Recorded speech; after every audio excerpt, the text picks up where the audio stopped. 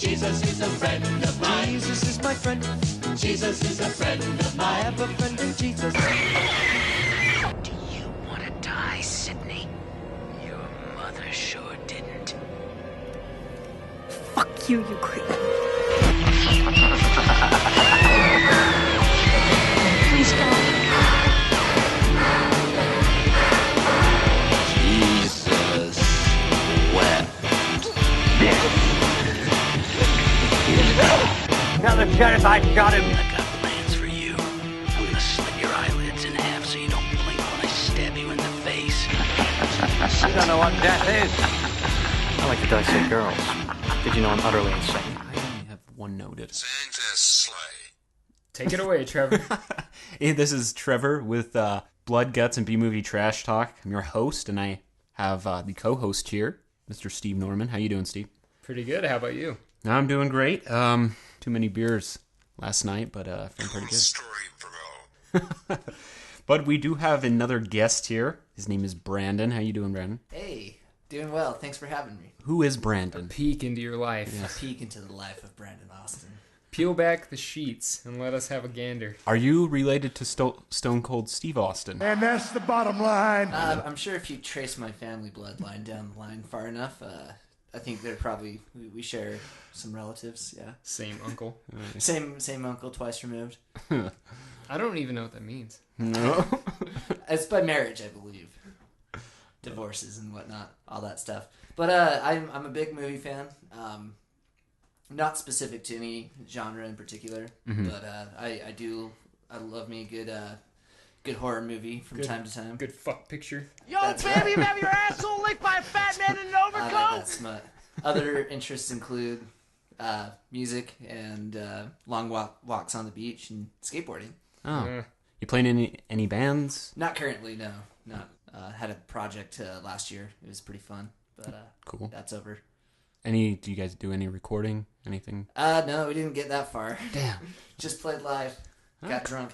I do recall us going to Oktoberfest. It's the greatest beer in all the world. Having a gay old time drinking beers, and you had a show right after. Yeah, that happened. I would have spent like over $100 in alcohol that day, but luckily I got paid $50 for the gig and free drinks, so I kind of offset my costs. I just played really, really fucking wasted. Yes. You're just sloppy as shit. Like you thought you were doing so great, and you just look like a disaster. I remember when I had my first beer. I think that's probably what happened. That's awesome. Hopefully you enjoyed the last podcast, Jack Frost. Pretty decent film, quite entertaining. We had good old Robbie as the guest. I highly suggest, if you haven't listened to it, give it a listen. Robbie is a hoot. And you can always visit him if you are visiting Salt Lake City, Utah, at any top-rated bar. I'm sure he's going to be bartending there, but... I get it. Because he works at all of them. Yeah, he works at like all the great bars. Where does he work now? Just besides Broovies. Yeah, he's beer bar, Broovies. There's some sort of speakeasy. Beer Hive. I think he said he's at the beer three hive. B's. The 3 B's. Yeah. Oh, yeah. But and some speakeasy. It was. Yeah, he's a gentleman. Yeah. It's true. But we're not here to talk about him today, so fuck him. We're doing Santa Slay, baby, from 2005. Director, David Steiman. Starring another Jew, Bill Goldberg. And Fran Drescher's in the mix. Yes. Is Goldberg a Jew? Is he Jewish? His name is Bill fucking Goldberg. You Jew motherfucker, He doesn't look Jewish. But I don't know, fuck, he could be. The irony, though, of Bill Goldberg being a Jew playing Santa Claus is pretty great, though. That's why I thought that it was kind of interesting when he was in that sandwich shop. Oh, yeah. He was, like, loving the Jewish things in there. Well, that was like... It was like, we'll get into that, but taking a step forward, that was like a religious wrestling match. Like the Christians versus the Jews, and the Jews lost in that battle. They got speared. That was actually kind of a theme throughout the whole movie. So, Trevor, if you were to sum this movie up, kind of like how the back of the DVD would, how would you describe this film? It turns out that Santa Claus, WWE/WCW superstar Bill Goldberg, is not really the sweet old fellow that we all know and love. In fact, he's a devil, and the only thing that's kept his bad side in check was a bet he lost with an angel. After 1,000 years of playing nice, the bet is up, and Santa's about to open up a can of holiday whoop-ass. The only glimmer of hope comes from an old man, Robert Culp, with a secret his grandson, Douglas Smith, and his girlfriend, Emily DeRavin, from TV's Lost. TV's Lost. Brace yourself for one really bad Santa bent on spreading holiday fear. Brandon, why don't you tell us how the movie opens? Well, the movie opens actually with probably my favorite scene of the whole movie. Within the first 10 seconds, you get a good shot at Fran Drescher's titties. Tits McGee is on vacation. Not clothed. I mean, they are clothed, so they weren't full tit, but still, nonetheless, pretty good to look at. Yeah. Was it CGI? They might have CGI her I think it was boobs. weight gain. She looked a little bit more than she did in her VHF. UHF. The UHF. Yeah. Or The Nanny, if you guys have recall that one. Nevertheless, I thought it was great seeing boobs in the first 10 seconds of a movie. Santa! Santa? Overall, really great dialogue in that opening dinner scene, though. Just really Walk fast us and through furious. it. Walk us through what happens in the first scene. Well, the family is obviously really pissed off at each other with, from what I could tell, a lot of sexual tension, even amongst some of the family members, which I thought was interesting. Seeing the husband of, I presume it's Fran Drescher's daughter, actually finger banging her underneath Even the table. though Fran Drescher's daughter is way better looking than her. I agree. Way better looking than her. Exactly. And if you look, for example, you go to IMDb and look up all the names of the characters, you get quite confused. Like, you start thinking that, like, inside family, like, sexual, like, activities going on. You're like, what the fuck's going on here? Like, some inbreeding shit? Because you get kind of confused, but you just kind of spelled it out for the audience. Well, yes, and it was, and I'm assuming that it was the daughter. They didn't really go into that a lot on account of Santa Claus showing up, coming down the chimney like a total badass, and breaking through the chimney, kicking the dog into the ceiling fan. Punts the dog. As he shows that fucking dog. And it proceeds to twirl around a couple times and fly back at him. And then there's actually some really creative kills going on in this scene. I really I have to give David Steiman credit for really opening with a bang.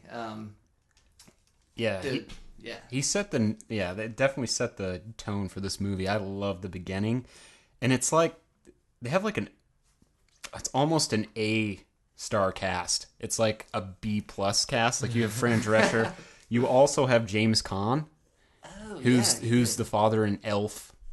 I'm sure you've all seen Elf. Chris Kattan. Chris Kattan's in it. The funny thing is James Caan is uncredited in this movie, which tells me he didn't want his fucking name in this. I don't want to be part of this shit. I'll play it and you put my name in it. It's fucking...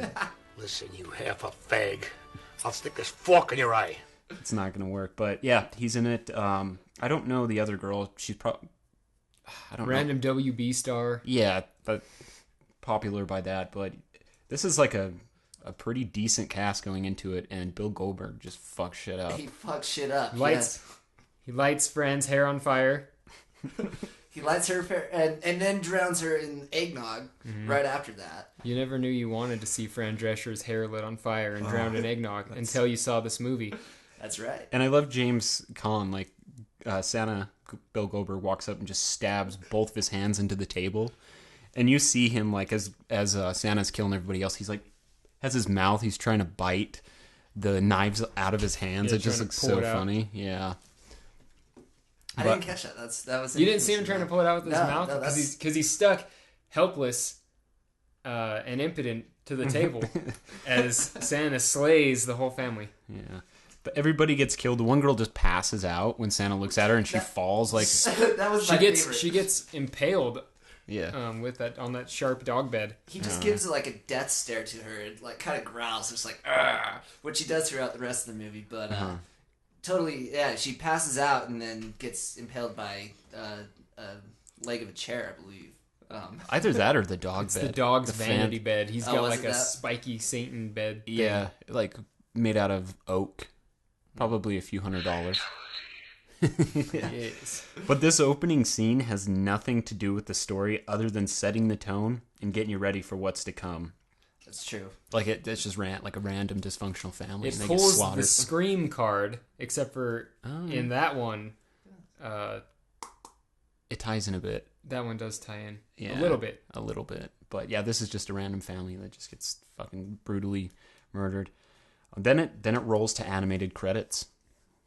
Yes. Yeah, Yes. which is pretty neat. Written, directed also by David Steinman. Yeah. I think we said that before, but I always personally have a lot of respect for writer directors because it really is their baby that you're gonna. And the funny thing about him is that he's only written and directed one movie, but he's worked on huge movies. Like he worked on Castaway. I'm sorry, Wilson! Wilson, I'm sorry! No kidding. I think he was just like an assistant to the director. I don't know if he's a first assistant or second assistant, but he's worked on some big movies. And then when he finally got the opportunity to make his own, he just made this fucking ridiculous one. What's the budget? Did you find a budget? I could not find a budget. Fucking 2 movies in a row we fell on trying to find a budget. I love watching a movie and knowing what the budget is, and I could not find out what this budget is. To start it out, this one probably has a decent sized budget. Maybe not Probably huge, like $1 couple million, and they gave all of it to Bill Goldberg. Yeah. Who's next? After that scene and after the animated credits, which are quite entertaining, the 2 main characters are introduced: Nicholas Yulson and Mary Mac Mackenzie. Girl from Lost. Oh, she is in Lost. Got the baby. Baby, I never watched Lost. I saw the actually first haven't either. season. Maybe. Is it good? I only saw the first season. Alex likes it, though. But we're not here to talk about of that. previous guest fame. Oh, that's right. He was on Neon Maniacs, wasn't he? Yep. Now, after the 2 characters are introduced, they're in the deli shop. It's owned by the Jewish. The Jew. Fiance from Frasier. Yeah. Yeah. Gets burned by this moon. He owns the deli, and it's funny because this old lady, this old grumpy ass lady, comes in, and she's just one of those old ladies that just is ready to die. She hates life. She hates everything. She wants a roast beef. Yeah, and she's quite upset that the senior discount is just not up to par. With the senior discount? Yes, it is. What a hustle. Well, she only had $4. The guy was 50 cents. Jewish. Yeah. Does $4.50 sound good? I love that she had all of the quarters, and it was $4.75. She went for $4.50, and she took her quarter back, so she had just enough anyway. She knew how much it was going to come out to. Mm-hmm. I was the real Jew there. So after she Jesus. leaves, after she leaves and makes a scene, she's driving slow, and this is where Santa is. You know Santa's in the town, and it's called Hell. Is it Hell or Hellship? It's Hell's Township. Hell's Township, yes. Okay. Well, she's driving slow, and he's trying to get around her, which I don't know why he doesn't fly over her. But he ends up. He's a dick. But he ends up just running her off the road, and her car just does like a massive, like action scene flip and rolls all over the place. But I wish he would have, like, violently. He made her do a flip, and she was flooring it as the car did a flip. You could hear it. You never really see what is to become of her, except for you see the car flip over and then go up in flames. So you can only assume as much. But yeah, there wasn't a whole lot of closure there. She just survived. She's like burned and paralyzed. That would have actually been really great. Eating her fucking hoagie. To see her later in the film or something, Yeah, they don't ever mention her again, so I'd assume maybe she died. But yeah, that's the first kill in Hell's Township. In the actual town, yes. Mm-hmm. Yes. So then the Jewish guy gives them presents, and they're pretty lame. And Yeah, you get presents like your grandma. You really don't see very often. She gets them from like a thrift shop or something. I cherish those state snow globes. And one of those shitty calculators. Hey, that was a world clock. It was came like a into world play clock throughout the calculator. movie. Yeah, it saved the day. He but- busts that out all the time. He did. It was well used. After that, they get into the truck, because the girl needs to give a ride home. The girl asks if she can give the guy a ride home. Yeah. And the guy begrudgingly takes the ride. To which she turns on the radio, and then you hear, "Lock it in and jerk your knob off." Up until this point, I have to say the soundtrack was really great. And then some rapping about Santa. Oh yeah, that rap was ridiculous. That was pretty bad. One for the kids who like to get toys, two for the ones who like to make... Which, how can you even take the guy's advice to lock it in and jerk your knob off when fucking music like that really makes your penis soft? The clown has no penis. Well said. In that time, the kid mentions how he doesn't like Christmas because he never got Optimus Prime or Castle Grayskull. Only an Easy Bake Oven, which will come into play later. Did you ever have a Castle Grayskull? I sure as fuck did. I didn't. Dude, I remember that, man. It's just this big ass like rock He-Man, like Skeletor castle. That made me the man I am today. It was fucking badass. Yeah, but she drops Nick home, and before he can get inside and get out of this nasty weather, he has to unlock 3 deadbolts. Which the keys are hidden in random places. Yeah, all Keys. of it. And the keys, all separate. And he does not put them back where he got them. He just throws them. Anyways, he goes inside, shuts the alarm off, and he is kind of searching around for his grandfather. He lives with his grandfather, and then just decides, he's probably off doing whatever. Goes to get a drink, and the electricity gets shut off. Like, I think the breakers blows or whatever. I don't know what happens, but then that's where the kooky old grandfather comes into play. The kooky old grandfather, which I have to say is kind of like a less manic Doc Brown. Right. Is kind of the relationship you're right. that I was getting. A little less good looking. A little less good looking, a little less manic, and Possibly related to Gary Busey. So yeah, I thought that was an interesting sort of relationship. It was almost like the grandpa and Nick was almost like a Doc Brown and Marty out of Back to the Future. Yeah. And throughout the film, the whole town thinks Nick's grandfather is just this cuckoo nut because he has this belief that Santa's real and he's going to come back and destroy everything. So his grandfather has a bunker he built, or a panic room down in the basement, and has all this food storage and has all these wacky devices to like get him through I guess we can say, the end of the world. After that whole ordeal, Nick going into the basement and checking out the panic room his grandfather built, he then introduces the Book of Claws, or best known as the Necronomicon. The festive... Necronomicon. Necronomicon. They didn't pay for that extra O. And they won't use it. Between these two scenes, you're introduced to the fellow that tries to rob good old Santa and is killed with a sharpened candy cane. Yes. And fucking thrown in the trash. Yes. He is tossed. Yeah. Dude, that was a fantastic moment for Santa Claus, I have to say. Yeah, totally kicks some ass there. Yeah, you don't fuck with charity. You don't fuck with charity. No. And as everybody in the WCW found out, you don't fuck with Bill Goldberg. What was it, like 187 win streak? I'm not sure on his record. But yeah, he was a beast. He never lost until Hulk Hogan spray painted him. And he handcuffed him. And it got wild. Did nasty things to him. All jacked up on baby oil. And I always thought when he would like walk down the ramp and he looks like he just got out of a swimming pool and those sparks are just flying all over. But that fucking hurt. Yeah, fuck yeah, it would. All those sparks, man. Takes a man's man to walk through sparks. It also takes a manlier man's man to walk around with a fucking barbed wire tattoo in your arm. Because I think it was like a ploy so that he could grow up strong, so he got like the barbed wire tattoo. It was really a birthmark.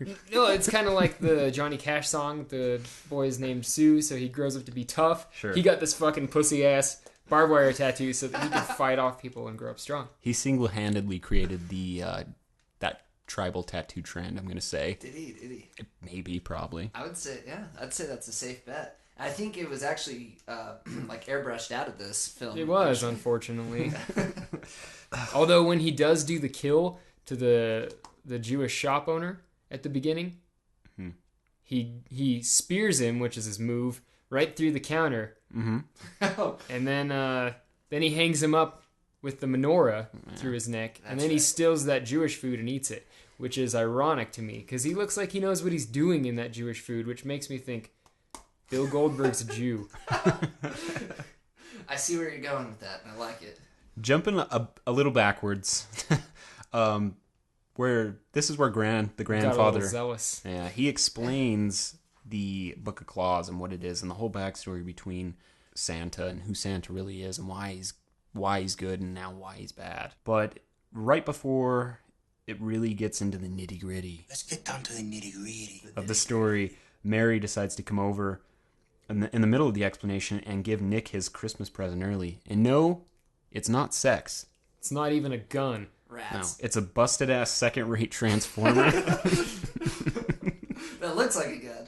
Yeah, and it doesn't look like a Transformer when it's made into a Transformer. What did he say? It was a great line. A gun? What are you, fucking retarded? Yeah. Actually, you might not Sorry even if say I that. sound ungrateful, but are you fucking retarded? Yeah. Sorry, a $300 gun. The fucking VIN number's scraped off of it.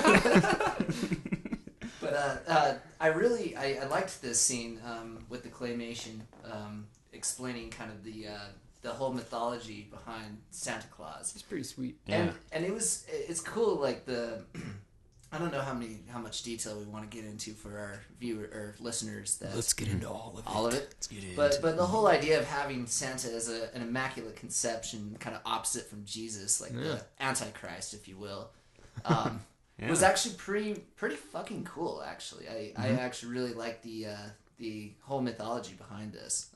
Again, credit to Steinman for it. Yeah, it's definitely decent. And there's a lot of that. Like, right after that, "Are you fucking retarded?" gift, it jumps to a scene to where the priest in this movie, the fraudulent priest, sir. he's basically asking all these people for money.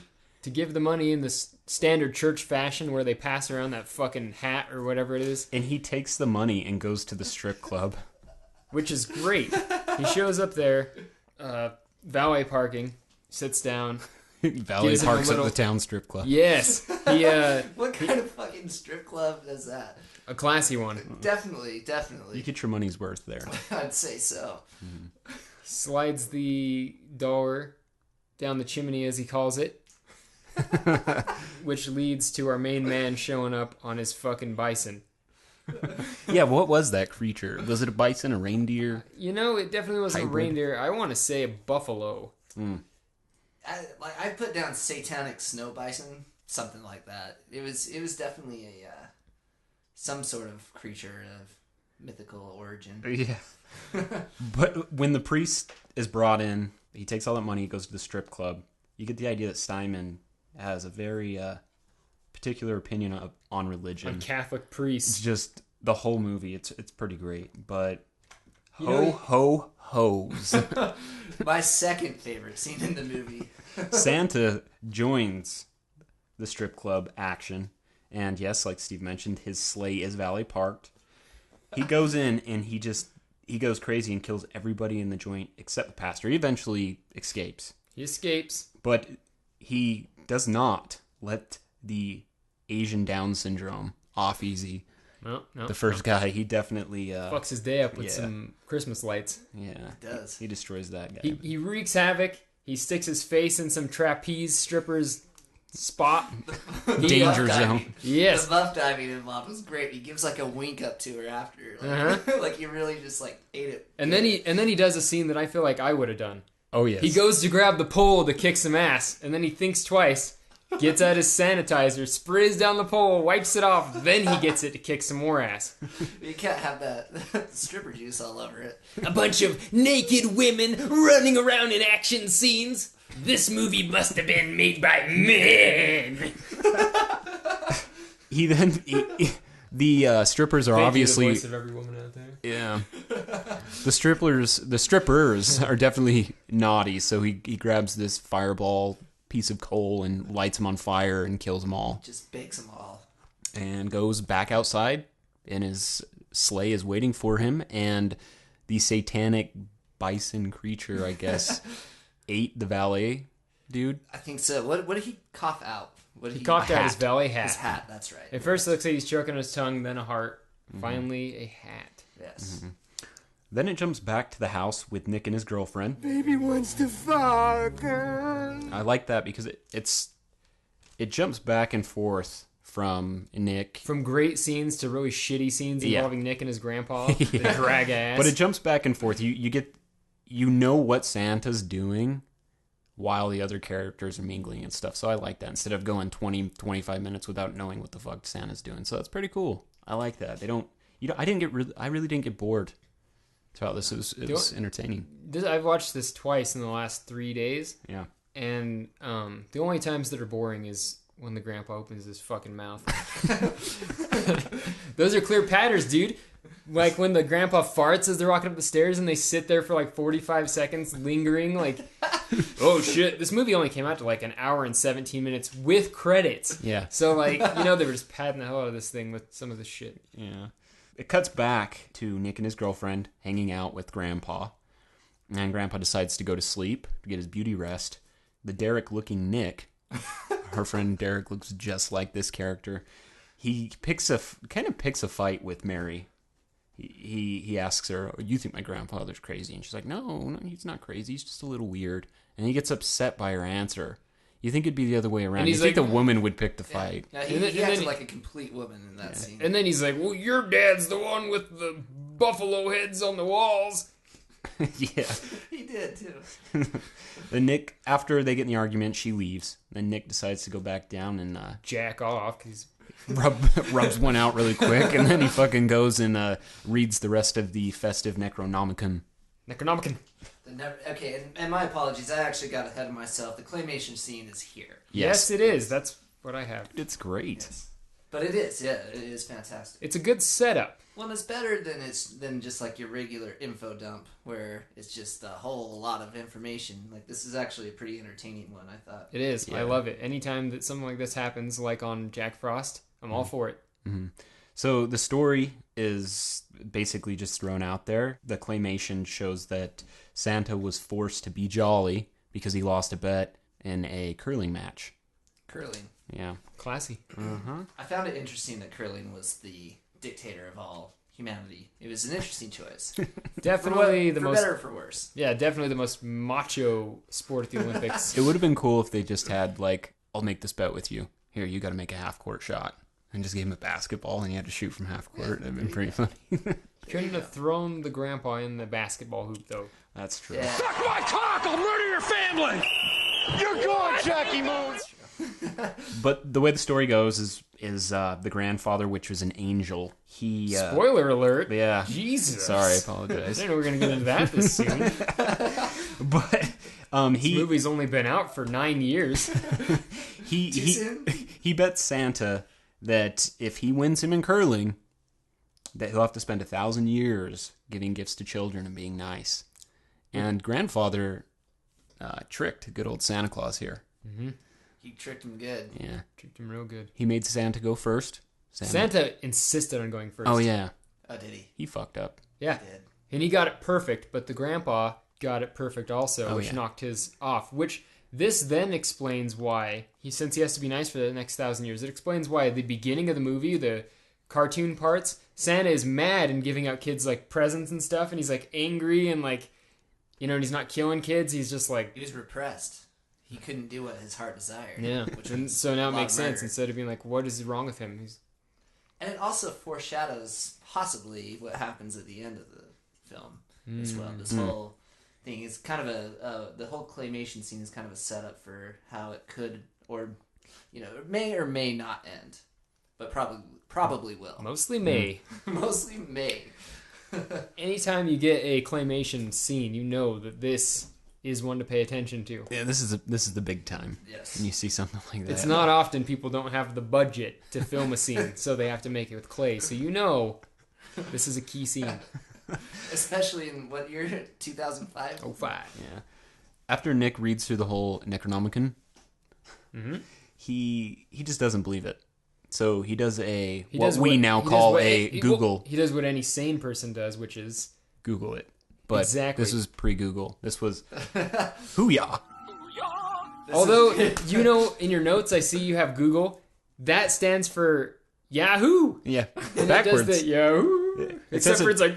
It goes, hoo-yah! Hoo-yah! You remember those commercials? They were pushing Yahoo hard back in the day. Oh, hell They were, yeah. absolutely. Them and Ask Jeeves. Oh, Ask Jeeves was the tits. Yeah. I liked Fuck the way Jeeves. that the guy he was chatting with was called Gonad. Oh, yeah. What the fuck is the deal with that? Yeah, he's chatting. He's doing a little chat online to really see if Santa Claus is real.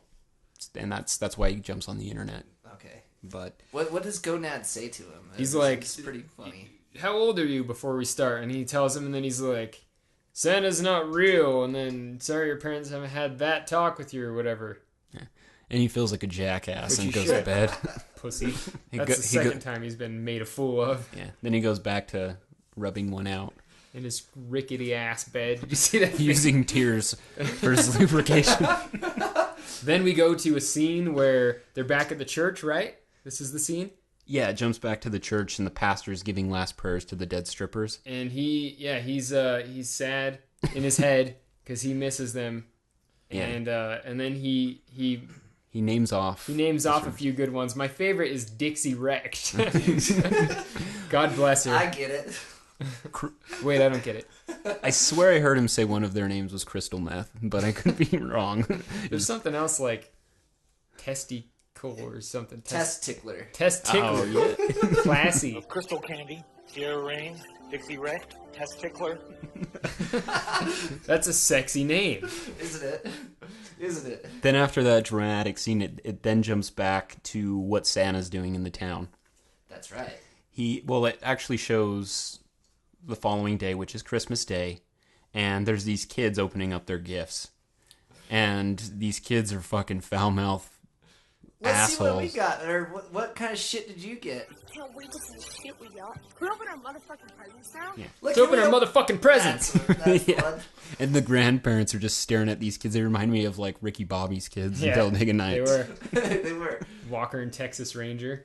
But anyways, they open up the gifts and Santa Claus put explosives in there, and so their fucking heads blow right off. Just clean off. They clean off, and the grandmother says, "What the fuck?" What in the fuck? There you go. There you go. And then doesn't it proceed to the deli store? Mhm. Correct. Yes. Real quick note on this. I love the way, and Santa did this in the beginning, very very first scene. I love the way that he actually hangs up his hat oftentimes before he does the kill. It's a very subtle move. He's a gentleman. He shows up and he hangs his hat up, then he fucks shit up. That's his way of rolling up his sleeves. He It's takes his that. way of rolling up. Exactly. Doing business. Exactly. Santa's a little hungry. He decides to break into this Jewish deli. And I think the Jewish deli owner did not let him in, not because he was closed, but because he's wearing a damn Santa suit. It's fucking Christmas. Yeah. You should know that better than anyone, Santa. But that's the thing. I don't think he wants, because it's not a Jewish holiday, obviously. Like, partly. Well, it takes place during the 8 crazy nights. Yeah, but like, right? That's a thing. do they? I guess they may shut down business during that time. But I feel like he denied service to Santa because he was Santa. Fucking, he's a Jesus-loving bastard. I think you have a point there. Actually, it was very yes. Yeah. I think there was some animosity there towards jolly old Saint Nick. Yeah, Santa's not having it, so he breaks through the glass door. And that's where the subtext you get is that this is the religious wrestling match. They're ready to rumble, and Mr. Jew gets speared through the deli case. Oh, yeah. And I was so excited about the scene. I talked about it 15 minutes ago. But yeah, this is where he gets killed, and he's hung by the menorah through his neck. That's right. Again, very creative kill. I mean, people have been being pinned up against walls, for a long time, thinking Halloween since the dawn of man. Yeah, but mankind. But I don't think I've ever seen it with a menorah before. So definitely. And Santa leaves and sees those rabbis and growls at them like a wild animal. They just look at him just like, ew. Then it jumps to the scene where Nick stops at the gas station to get gas for Mary. And he also needs to buy some gum. So he goes inside, and he runs into good old Debo from Friday. I guess Debo didn't take his loss in that fight with Ice Cube too well. No, he did not. I've never seen that. He is now selling gum to a fucking 13-year-old He's not selling gum. He's getting his dick hard because the kid leaves his $3 on the counter without taking the product. So Debo, coming from Compton, has a police scanner. And this is where Nick hears that there's a break-in at the deli and freaks out and decides he's going to go back and check it out, see what's going on. Nick runs to the deli and tries to save his Jewish boss and finds out that his boss is already dead. He walks up to him and thinking he's dead, he's stabbed like directly in the throat. His boss like wakes up and he's like, Santa's real. Talking out of his fucking neck gaper. And then he dies, and then the police show up right after he's dead. One thing about the gum, that gum was smoking gum, which the kid thought sounded hot. Oh, yeah. Now, what I thought was interesting, this reminded me of just now, the girl at the beginning, when they get in the truck, she takes toothpaste and rubs it on her teeth and then spits it out. I thought she was fucking rubbing cocaine into her gums. I thought she was too, actually. But after paying attention, she's got a tube of toothpaste that she just rubs on her teeth, swishes around her spit, and spits it out of the window. Did she even make this? Did the spit even make it out of the window? It I don't kind of think looked like so. it dribbled down her fucking shoulder. She's a slob. Women don't know how to spit. This must have been written by me. She is kind of a bigger man than Nick in this movie. She is, actually. She wears the pants. Yeah. The sexualities are reversed here. Both of them He's a got giant pussy, and she's like manly. Both of them got a vagina. Nick's is just way bigger. Hers is just unshaved. She's got a big hairy beaver. But the funny thing is, when the cops arrive, they gather up the rabbi and then they for questioning and just take him into the police station. But first they start with some good religious stereotype slamming. Yes, they do. Did you know? I don't have any written down, but well, at one point, one of the police officers says that something isn't kosher here. Zing! Boom! Phew, take that. They go to the police station. Nick then follows. So Nick tries to convince the head of the police that Santa is in town and is going to kill the innocent. Don ye now thy gay apparel. Yes, that's what he says to the police chief, because I guess he's wearing a Santa suit. And a fucking pink flannel under it. And wasn't his name Captain Cock? It was Cock. Oh, was it? I didn't catch yes. that. This is the first homoerotic scene that I noticed. There was definitely something weird going on there. Explain. This guy's super gay. I agree. Well, and then at this point is, I may be actually getting ahead of myself here. Why don't you continue, Trevor? Okay, I got you. Gosh, so many movies do this, where it's just like, listen to my story. Yeah, it sounds fucking ridiculous. Nightmare but on Elm Street's a classic example. That is the classic example, yes. But the cop obviously does not believe one word he's saying, and he says, well, you've been warned. So Nick warns him. And outside, the two cops, the two Tweedledees and Tweedledums, they're out there just eating donuts, discussing the possibilities of future murders. And they have like this map of the city, and they have like the little pins of where the murders happen. It's shaped as a Christmas tree. The Christmas Tree Killer. That would have been kind of cool. That's what he says. I know. Well, that would have been cool if that's what they called Santa instead. Oh, yeah. Especially if he, like, dressed up like a giant Christmas tree. And he killed people with Christmas trees. And presents. He just threw presents at him. We're on to something. We're on to something. This sounds like the next great thing. But after that whole thing happens, right after Nick leaves, good old Pays Santa the comes boys in blue a visit. He does. He does. He comes in and he just rips the chief's nutsack completely off. That's what I got out. Which is what I feel was really ironic. Was it did he rip it off, or I kind of thought there was a taser involved maybe in there, but basically Santa takes Captain Cock by the cock and attacks his cock. And it feels good, sir. And he also kills the other two cops out there. And there's one cop that did not get killed. And he's the one cop that like checks people in as they walk in and out. And he's just sitting there not paying attention to kind of just show how cops are kind of pieces of shit. I don't know. Like Definitely a play on that. Every movie we've watched. Every so movie far we for reviewed, this. they just make cops look like giant assholes. Which I can admit, there's nothing wrong with, getting paid as much as you can to do as little amount of work. However, you just need to not be a dick when you're doing it.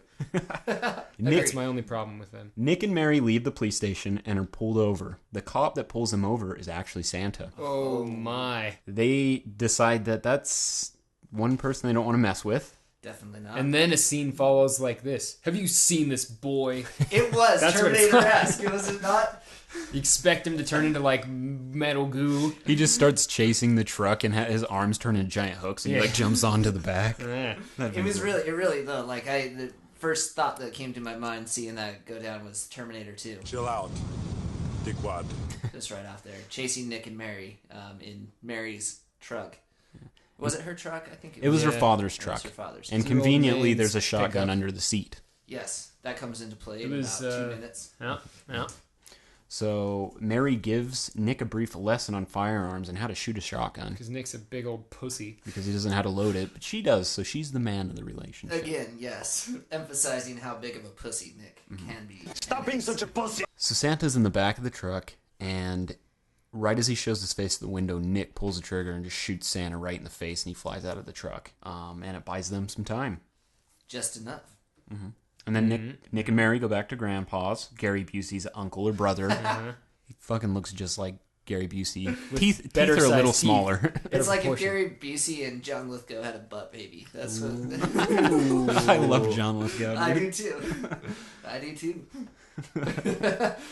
They go back to Grandpa's house to tell him about Santa, and as they go down into the panic room or whatever Grandfather's built, they see it's more of a bunker than a shelter. Yeah. No, it's more of a shelter than a bunker. Yes. Yeah, there's like lockers. It's not even a good panic room. It's it's basically just another room in his house with a metal door. Yeah. But yeah, as you pointed out during the movie, Steve, I think those two terms are really interchangeable. They should. You know, if you have a shelter or a bunker or whatever the fuck you want to call it, it should protect you from... Yeah. If you're going to go ahead and make one of those rooms where you're going to be holed up for an extended period of time during the Armageddon, you think you might as well make it strong enough to keep out the riffraff, right? Mm-hmm. One would think. I would think. They didn't. They didn't, obviously. They paid the price. And they did pay a price. They have security cameras in that bunker. Yes. But this room's only defense mechanism is a fucking world map that's supposed to hide it. And it doesn't even do a good job because it's folded over so you can see the fucking door. It's like one of those safe doors that like banks use. And Goldberg just fucking kicks it right open. You can't have a metal safe door screwed into fucking drywall or it's going to rip out. That's what should have happened. Like when Santa Claus kicks down the door to get in there. And it should have just kicked down the whole wall. The set was so flimsy anyway, you could see it shaking. Fucking cardboard set. Again, also showing evidence that most of the budget went to Goldberg. That's right. And this isn't a fault with the movie. This is fun for the movie. And James Caan. This is adding pluses. And James Caan, yes. Pay me $50,000 and do not put me in the credits and you got a deal. So on the security cameras in that bunker, they see carolers. They're coming. They're going from house to house singing. As they go up there. Nick, Mary, and Grandpa. Good old Santa's beat them to the punch and is already out there fucking their day up. Yes, he is. Yeah, he does a lot of body slamming in this movie. Like he does a lot of. I wish he would have done like vertical suplexes. Oh, dude, that was his move, the left-armed suplex, which is a weird one. But he grabs one of the I can't talk. One of the carolers. Throws her up in the air, and her head just hits like the fucking... Like the banisters, is what I would call banister, so her face just hits it and just like kicks her backwards. It was pretty cool. He kicks some ass here. He unleashes a total rampage on these carolers. I think every single one of them died, right? Oh, yeah. Oh, yeah. Yeah, none of them got away. But then Nick, Mary, and Grandpa run back down into the bunker because they see the Santa's there. And good old Grandpa... asks for the tough actin' Tinactin. Mm-hmm. Itching, cracking, boom, tough actin' Tinactin. Possible product placement. Yep. Taken verbatim from John Madden. John Madden died, so they're like, God damn, we need to use this. Well, Grandpa doesn't got a lot of time left on the earth. He's going to get real weird with it. Santa breaks into the panic room and finds Grandpa, Nick, and Mary trying to escape. He sees them on the security cameras outside. Mary can shoot a gun, but she sure as shit can't start a snowmobile. Well, she's got wimpy little girl arms. She does. I don't want to sound misogynistic, But it took until I was even... In their defense, it took until I was a man grown before I could start the lawnmower. In fact... That's when you know you're a man, is when Yeah. you can start a lawnmower. Without having to look That is around so first right. before seeing if somebody's watching you. Yeah. Fuck, I still do that. Are you kidding me? Party's over. I don't want to look like an asshole. Dude, we used to have snowmobiles when I was a little kid. Like, my dad had one, my mom had one, and I had one, and my brother had a small one. And mine had an electric start, but the backup was you got to pull it. Yeah. And you look like a real pussy if everyone's out snowmobiling, you know, my dad's friends and everything. Grown men drinking beers, riding around in the wilderness and these things, and you can't pull the thing. You don't just let yourself down. You let down your pops. You disappointed. Gramps and Santa are chit-chatting, and Santa has his reindeer run over Grandpa. And then he smashes his face with his foot. Yeah, he literally just smashes his head. Pretty cheesy dialogue, I felt like. Yeah, what did he say? Grandpa got ran over by a reindeer. That was the only thing that saved that scene, because I felt like it was a plot dump, really, where he's... Some good exposition. Well, they're meeting again. Yes, where they're meeting again. It was nice, though, because it really, during the claymation scene, I thought that the older gentleman that beat Santa Claus looked a lot like the grandpa, and I was thinking that it was going to be. Even had stubble. He even had the stubble. And so this kind of confirmed it during the scene where they actually met face to face again, but it was really just god-awful dialogue for the most part. Really, I think the whole movie has pretty fantastic dialogue for, being what it is. The acting is not that bad. It's like not. it's actually decent. It's not. But this is the only scene that I have written down here is just kind of cheesy. I think the shittiest actor is Goldberg.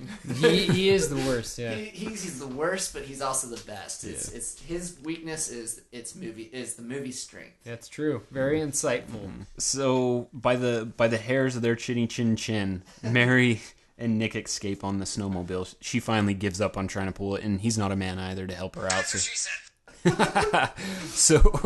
So she just jumps on the back of his, and they just go on this like ground/aerial chase. Hot pursuit. Hot pursuit, yeah. All hell breaks loose Yep. in the town of Hell's Township. Yeah, Santa, as he's chasing them through, it's not even the town, it's like a fucking forest. Through the woods. Yeah. That was, yeah, dude. Yeah. Wow, look at that. Hey! This Jew knows a Steiman lot about being a little Christmas. Artsy-fartsy. This movie really is jam-packed with holiday references from very beginning to very end. As he's following them, he's throwing these gifts at them. They're like bombs. I guess he's delivered to all these little children. But I love, there's one part of it where he throws this big one and it like hits them. Oh, and then you can definitely tell it's like B-roll from like a movie 4 years before Stock that. footage. Yeah, just like some free stock footage. Where they do like a barrel roll, but it doesn't even show the barrel. It just shows smoke, and then you can see. You see him come out of the smoke, like barely hanging on, like riding on one fucking fin of the. Before we leave our heroes, they are in a trajectory where they're going to land on their backs on the snowmobile, and then when we re-meet up with our heroes after the smoke, they're just teetering on. If snowmobiles had wheels, they would be on 2 wheels. Yeah, what do they call? What do you call that? Like a fin? Like you got the track. They Yeah, got like the a track, yeah. doodads. The doodad, like they look like skis, like They're on the like track. skis, yes, Basically yeah. skis in a track. So they're on one ski, just on their one of the sides. So I guess they took the fast route to get to the school of the town through the woods. Through the woods, and well, they took the snowmobile appropriate route. They did, and then they took it through the town center, jumping over cars. Jumps conveniently set up everywhere throughout the town, scaring away the town fucking birdie shooters. It's like the Tony Hawk's playground for a snowmobile. It was perfect. It was good. Yeah. And this is where Santa gets to spend a more one-on-one time with the priest. Yes. He snags the priest there and gives him a little backhand, saving his sweet schoolboy ass for later. I really like the scene also in this whole during this whole scene. There's one shot of Santa coming right by he buzzes right by the Christmas tree and lights the thing on fire. Oh yeah, right classy. after that. I like the buffalo hitting his head on the girl's back. That was good too. Oh yeah, I forgot about that. Oh, it had me at the edge of my seat. And then she like turns around and punches the reindeer in the face. It would have been so great if she just was like a quadriplegic after that, and he had to Nick had to drag her everywhere the rest of the movie. Well, Nick would have died immediately because he's a dumb bitch. Nick and Mary, they finally make it to the school, and he's trying to break the window and can't, and so she has to break the window because he's a pussy. This is another one of those scenes where it shows that he's just not cutting it. Dude, he was like grabbing for like everything that he could, like all these different like. One time he attempts to pick up like a bicycle rack, like the whole fucking bicycle rack. Good luck, bud. If you can't break a window, you can't pick up the bike rack. Exactly. Yeah, you fucking pussy. So then she breaks it like with one fucking try. She breaks it with the helmet she's holding. Where's his? He could have used it. And this is jumping a little forward, but the part where Santa's reading off his list when he was a child of what he wanted for Christmas, and he wants that easy bake oven. Mm-hmm. No, He is clearly homosexual. Well, this is jumping way ahead. It's kind of jumping way ahead. They're in the school now, but yeah, we'll save that. Well, they're not in the school yet. They've just broke the window. Gotcha. Thanks to Mary. And then she forces the first move to be made by putting his hands on her breasts. She does. And see, is that what we're gonna call them? Here's the deal. Well, yes, developing. Yeah, they're still in the development stage. He's hesitant. And is he he doesn't hesitant? wanna touch him. Is he hesitant because he's a pussy, or is he hesitant because he may like men? Maybe a little of. Well, it's not because he's a gentleman. I'll tell you that. Well, he does ultimately grab them. Well, she grabs his hands and puts them on there. I mean, basically, she just second base raped him. That's what happened. I don't know. I think he liked it overall. Yeah. He's a confused little boy, though. I think. Yeah. That's what you're alluding to. After this, they're running through the school. Santa. And then we got Santa. Santa follows him. Who climbs up. He's climbing up the. Well, he gets out of his sleigh. He busts out his guns. And at this moment, I thought to myself, okay, there's a movie called The Ultimate Weapon, which is Hulk Hogan. It's the Hulkster's big screen action movie where he has a hairpiece. And he kicks fucking ass. This movie is made in 98. And I feel like Santa's sleigh was made in response to that movie, saying like, here's another badass with another fake hair. With another, yes. Santa does. He follows him to the school, and he takes off his red jacket and shows those guns. This is where guns for days. Yeah, this is where Santa's he's ready to rock. He is. He's not playing around. He's anymore. looking good. He could use a little baby oil. It ain't no movie. It ain't no movie until Goldberg shows off those guns. Oh my! That's what I came for. Santa meets him in the hall, and follows with, "Who's your daddy? Who's your daddy? Father Christmas." Oh, lights up a candy cane too, like right there. While holding a green candy cane shaped dildo. That was a present for the boy. There's another homoerotic scene for sure. You know, the more and more that we talk about this, the more and more I'm beginning to think Nick really does like penis. Oh, Billy. Yeah. And we're gonna get into this because I did jump ahead, and I apologize for people listening. Not at all. So then after that, they come across They head inside the library. Yep. They go inside the library, yes. And they're smoked out with one of Santa's smoke bombs. Clever. It's a little ornament, like the glass ornament. And he throws it, and while he's smoking them out, he picks up the Christmas Carol. And he has a little funny quote about Dickens. I can't remember. Scare the Dickens out of you or something. Yeah, that's right. Yeah, and he fucking knocks the kid with the Dickens book. Oh, he hits him right in the face. I get it. I'm surprised I didn't knock him out. I thought that was going to be the end of Nick, actually. Get it? He's throwing a dick at his face. Dick hits him in the face. Dick hits him in the face, and he boom. He wasn't even really that fazed by it. What is that saying? The dick slops him. It's great that Dickens hits him. And I want to know, what the hell kind of school has a fucking ice rink and a fully functional Zamboni inside of the school? Yeah. Is that what those little ice creamers are called? Fucking ice car. The little cart that goes around and it smooths it out. Yeah, so they find their way into the ice rink, and the way they enter it, they act as if they've never been in that school before, which I'm assuming that's the school they went to. It's got to be the only high school there, right? They walk right into it, right onto the ice, and fall. Nick has to defend him and his girlfriend, and the one way he does it is with a flashlight.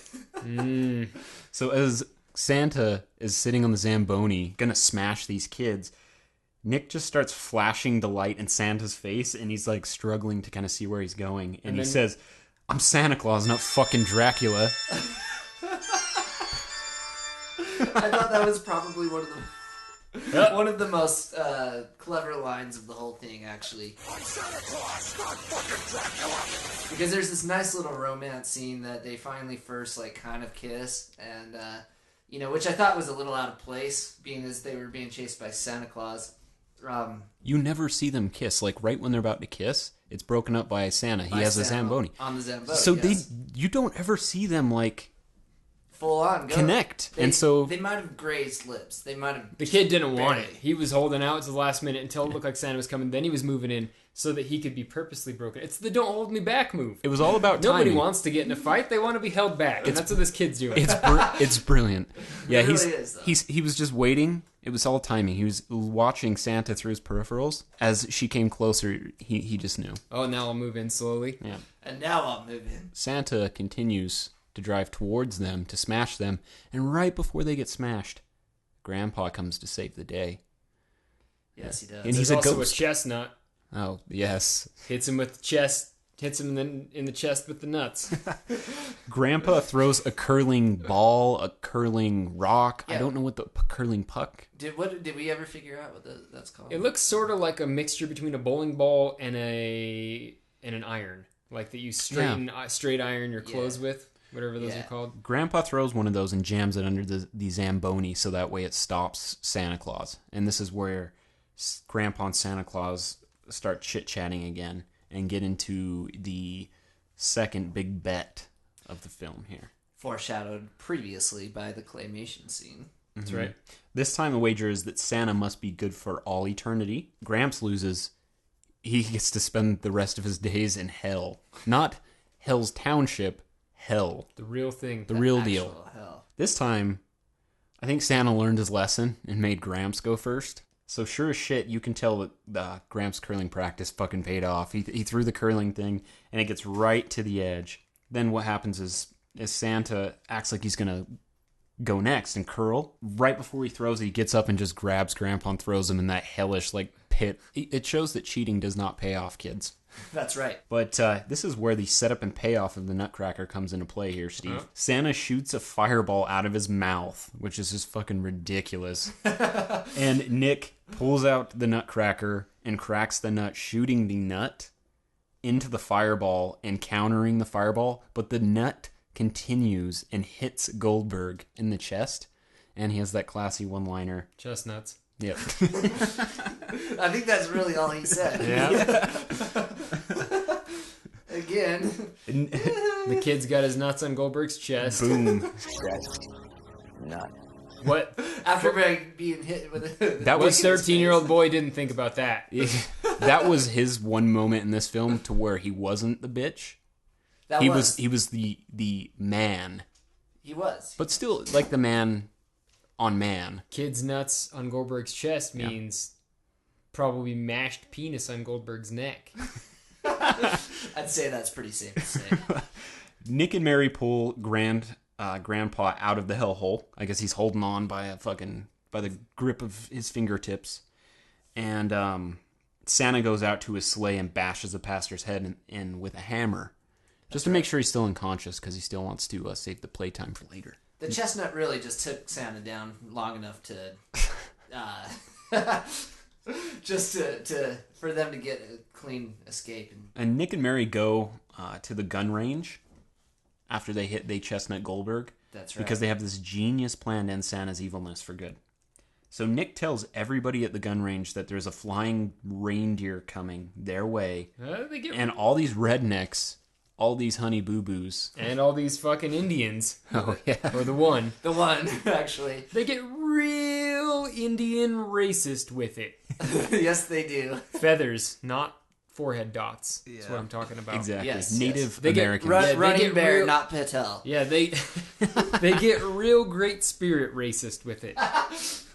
The Indian throat cancer survivor. He talks like Ned off of South Park. South Park, yeah. It's like, oh man, that is nasty. You'll get his.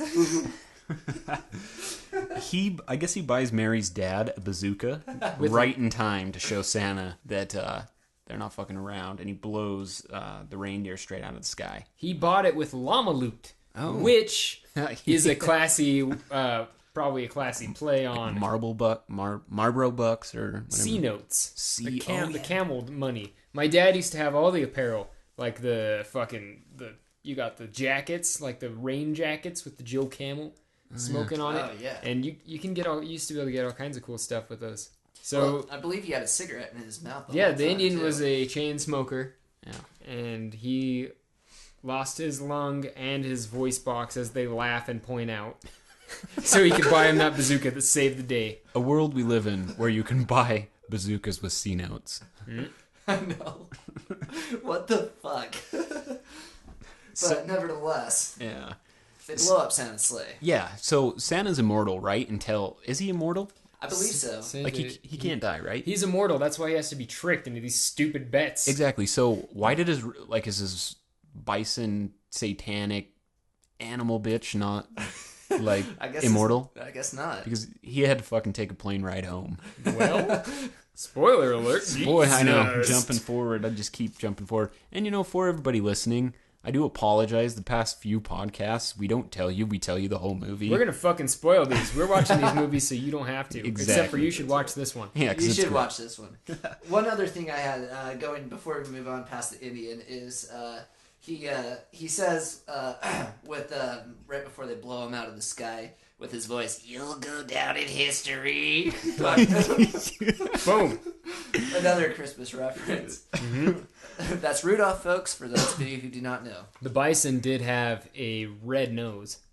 They did, yes. Oh, wow. Did you hear about this? Yes. After they shoot down the reindeer, I guess the real Santa is the genius after all, because he basically kept knocking the pastor out and kept the pastor or the priest to frame him. Yep. That's right. And make him think that all these murders by crazy Santa Claus was actually the priest and the pastor. That'll show him.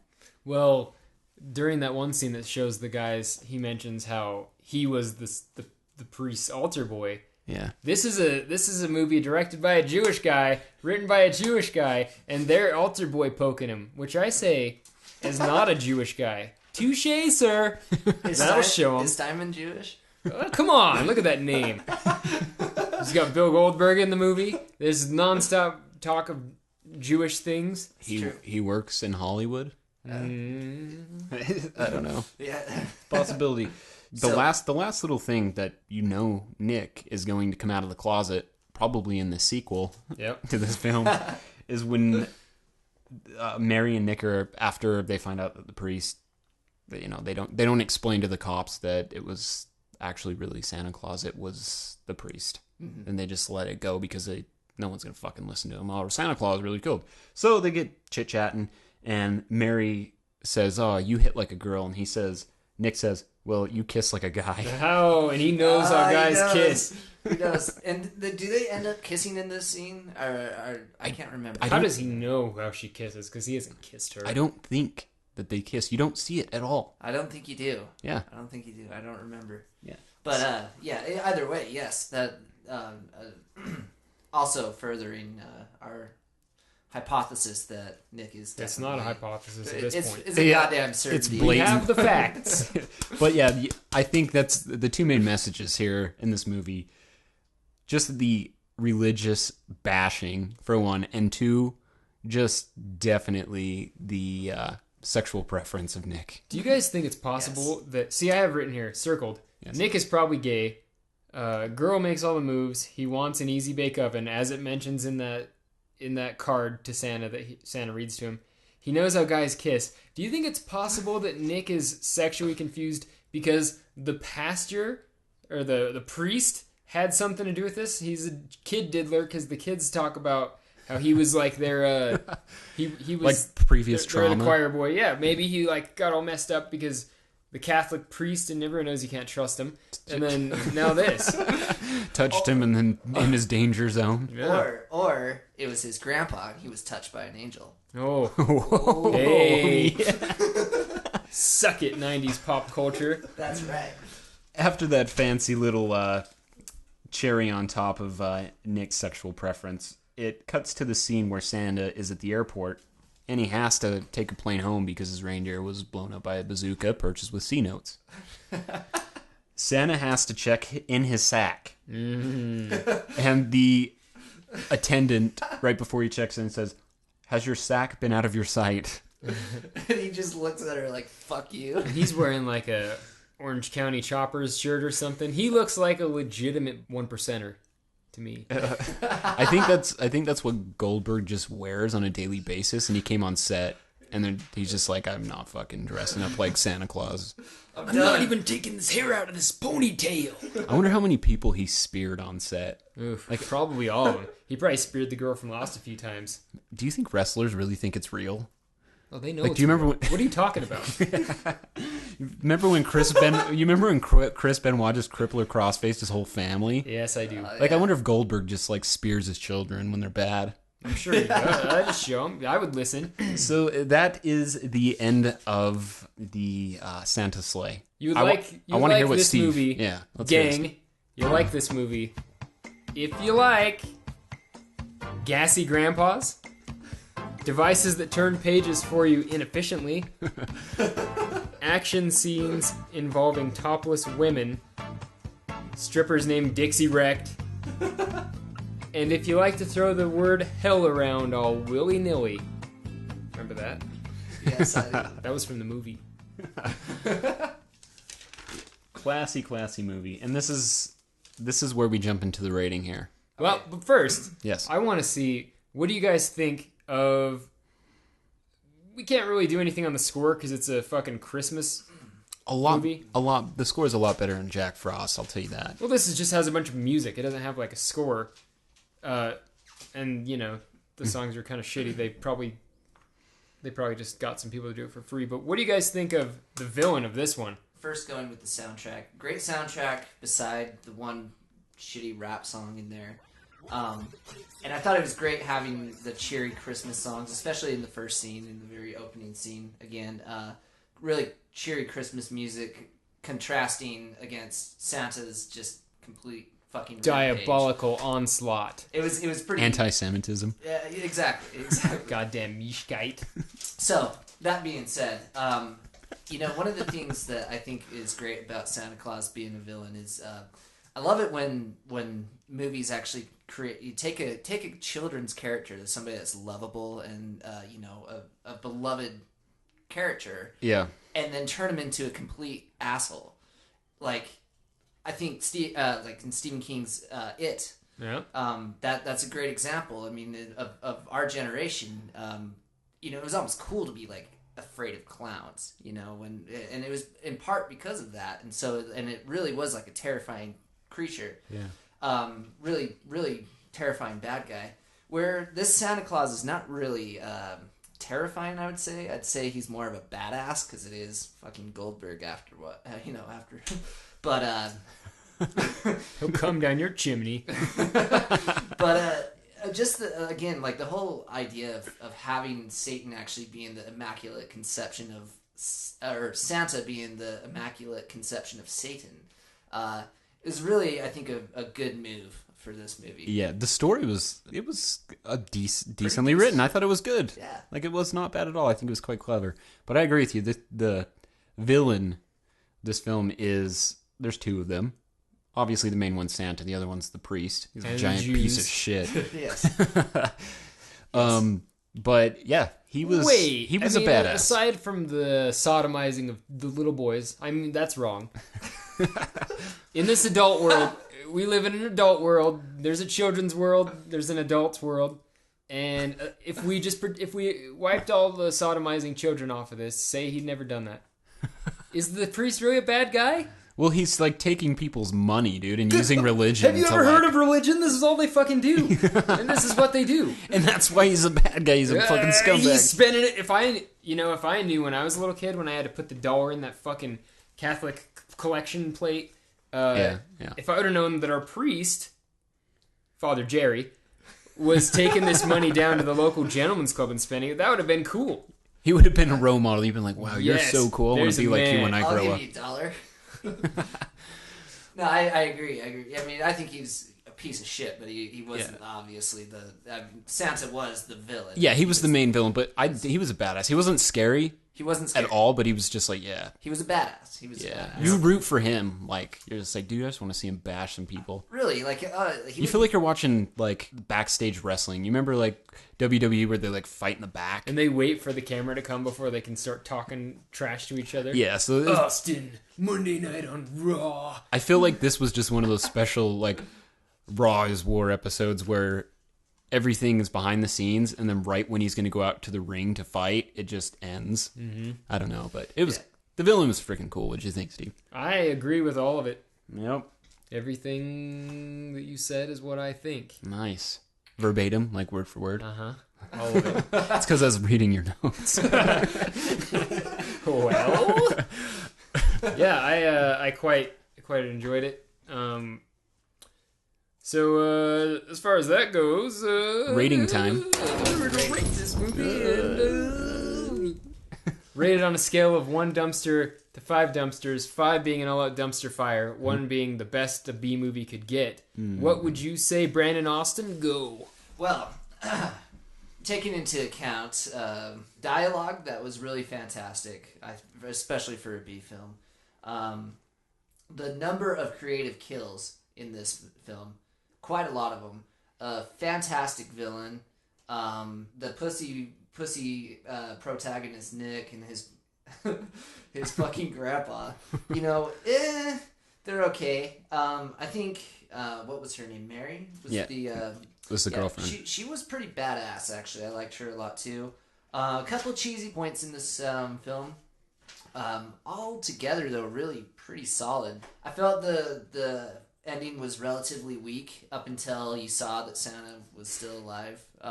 It was a little heartwarming for like a slasher film. You just want to see him like brutally kill everybody in the airport, but he just like has to be nice. But he has to, yeah, exactly. It's home. Like you see like a civilized Saint Dick, and I don't know. That was my only gripe really with this film. So I'm gonna go ahead and give it 2 dumpsters. 2 dumpsters. Not bad. How about what about you, Trevor? What do you think? Ooh, you jumped me. Hi. Brandon made some good points. The story was great. I think they didn't do a lot of plot dumps. I think they had nice little segments to where they explained the backstory. I don't pay attention very well, so when they put this into claymation, it really helps. Oh yeah, like it helps your child mindset. Yes. I know, but no, I agree. Like the little segments they had to explain the story was great. The characters were pretty cool. The whole the homosexual Nick vibe you pick up is entertaining, and the acting overall was actually not bad. Like it was actually pretty good. Like aside from Goldberg, it was pretty good. But when you're such a big rippling pile of dumb muscle, you don't need a fucking act. You don't. Yeah. But the kills were creative, entertaining, and I wasn't bored at all in the movie. There wasn't the second act's usually the one that drags, and they jumped between characters so often that it was entertaining the whole way through. So I'm going to give it a 1.5. I like it. Yeah. 1.5 dumpsters. I think that I'm gonna have to go ahead and agree with you. This is a great movie. I like the fact that it's only an hour and 17 minutes with the credits. Because who the fuck has time to watch an hour and a 3-hour-long Scorsese movie? Like Wolf of Wall Street. There's a time and place for those types of things, but most of the time, like, you don't really need to drag this shit out. I think they could have snipped this up just a little more to make it a little tighter. If we would have had it an hour long, perfect. Like, this movie doesn't really drag, but watching it twice in like 3 days, I did notice that they were kind of lingering a little bit, but the movie goes by fast. By the time you were like, man, I wonder how much longer to go, because I do that with everything, and I look, you're almost over. It's almost over. So I like that about it. It's great. It's fucking over the top. Jumps the shark, which I love. You got all sorts of badassery. The only thing that I have a problem with this movie is that Goldberg is the badass, and you expect him to get down, and he doesn't. He doesn't get down. He almost shows almost no interest in anything like that, except for when he makes out with the stripper. Oh, okay. And Get down, I get it. Yeah. And so it's a great movie though, certainly for this time of year. Yeah. And so I would give it 1 dumpster, which is the highest dumpster. This is everything so far, I could want in a B movie. It's great. It's entertaining, and it makes you laugh. Yeah. At the end of the day, just being entertained is really what matters. Yeah. I agree with you on that. Yeah, and it's even for a seasonal film. Like I'll watch this. I remember watching this a few years back when we do like slasher Tuesdays, Wednesdays, whatever it was. But right. I remember we watched it, and I think it was summer. Or maybe, I don't know, I remember watching it. I don't think it's it was always quite a good windy. time to watch no matter when. Yeah, so with that being the case, even though it's seasonal, I'd watch it any time. And as far as I'm concerned, definitely recommend it if you haven't seen it. And even somebody that really isn't genre specific, this is a film that you should just watch every December. It's a thumping good time. It's great. And it is only an hour and 17 minutes, which really doesn't give it enough time to drag. I don't think it really dragged, unless you watch it 3 times in a week. It doesn't really drag, but I mean, like, there's a couple parts where you could snip it. Why can't you just have a movie that's an hour long? Like, I know. I just don't know why you can't just do that. Yeah. There are parts in this that'll make you want to get out your knee and slap it, though. But yeah, I agree. Definitely a good film, especially in December. I'd put it on your list to watch every year. And it's streaming on YouTube, just like the other 2 that we watched. Yes. Quality's not the greatest on YouTube. But hey, it's there. It's free. You can watch it. Check it out. The quality's not bad, except for the volume isn't quite super loud. But that's true. It's serviceable, more than serviceable. Honestly, I didn't even realize we were watching it on YouTube until you said something. I feel embarrassed that I don't own it. Actually, this is like the 4th time I've seen it. I should have just bought it. Yeah, but that's the review. Highly recommend it. Definitely give it a watch, even though we spoiled it. We try to watch movies that there's not any kind of drastic twist. It's not some crazy fucking plot to follow. It's just entertaining, especially if you like the genre of horror films and slashers. Yeah. This is a must watch. Spoiler alert for Brandon Austin, who didn't know this, and then I spoiled it for him before we started. The guy in the beard and the long hair and the Santa costume is Bill Goldberg. But touche. We're going to review one more film for December, for Dismember December. I believe here we'll keep you posted on what it is going to be. But please always send us trash talk, questions, funny things you want us to bring up in the podcast. You can send it to @BMovieTrashTalk. You can send it @TrevorTurpin and @SteveNorman. And if you want to chit chat with good old Brandon here, just call him on the phone. Yes. Probably just call me. Page him. That's right. What's your handle? I know you don't. Do you have a pager? Do I have a pager? Yeah. What's your pager number, Brandon? It's 801-666-6969. Nice. No, but do you have a Twitter? I don't have a Twitter, no. Nobody we have on the show has Robbie a fucking did. Twitter. He lied and you cut it out. Son of a bitch. I gave it over. Well, he was given his mailing address. What is Robbie's handle? I had to look it up because I follow him. But I don't think he ever checks it out. But you can email me at borderking03@yahoo.com. Yes, sir. It's good always. It's always good to see a fellow Yahooer. But that is it. Definitely check this film out and be expecting another podcast here soon. And we'll let you know when you can send questions, but don't hesitate. Other than that, have a great holiday. We'll hear from us soon. And #don't skimp on the sexy.